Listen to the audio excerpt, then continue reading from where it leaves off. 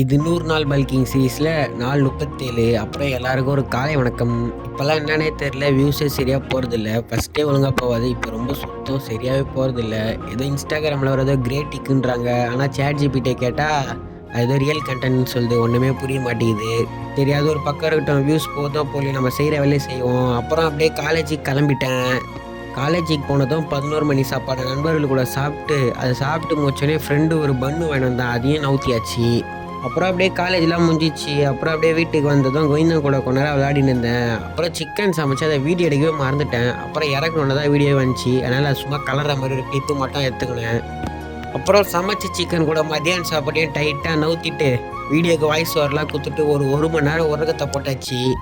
தூங்கி எழுந்ததும் நம்ம ப்ரீ ஒர்க் அவுட் இல்லை இன்றைக்கி ஜிம்முக்கு போகல, அதனால ப்ரீ ஒர்க் அவுட்லாம் இல்லை. இருந்தாலும் ஓட்ஸை சாப்பிட்டு கொஞ்சம் பால் மட்டும் குடிச்சிட்டேன். அப்புறம் ஒரு 7 மணி போல் ஆயிடுச்சு. நம்ம கோவிந்தன் வேற கூண்டுள்ளே இருந்தான். அவனை கொஞ்ச நேரம் வெளில திறந்து விட்டேன். கோவிந்தன் தொல்லை தாங்க முடியல, அங்கே இங்கேன்னு பறக்கிறான். நம்மளால் இவனை பிடிக்க கூட முடியல, செம ஸ்பீடாக பறக்கிறான்.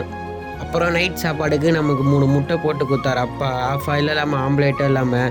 அப்புறம் கடையில் மாவு வாங்கின வீட்டில் இல்லைன்ட்டு மாவு கல்லாட்டங்கிற இட்லி தலையில் வச்சா தலையே உடையும் போகுது. அப்புறம் அந்த இட்லியை 2 சாப்பிட்டு 3 முட்டையை சாப்பிட்டு நம்ம கோவிந்தன் கூட கொஞ்ச நேரம் ப்ளே பண்ணிட்டு தூங்கிட்டேன். நம்ம நாளைக்கு வீடியோவில் பார்க்கலாம். நன்றி ஃபிக்ஸ்.